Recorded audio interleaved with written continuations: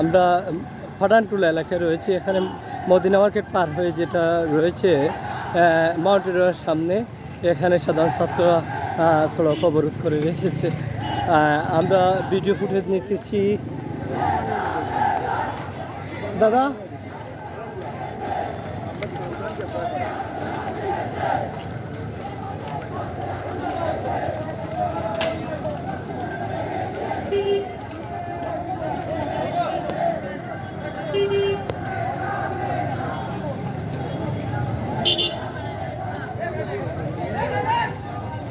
আমরা দেখতে পাচ্ছি সাধারণ ছাত্ররা কিন্তু এখানে রয়েছেন।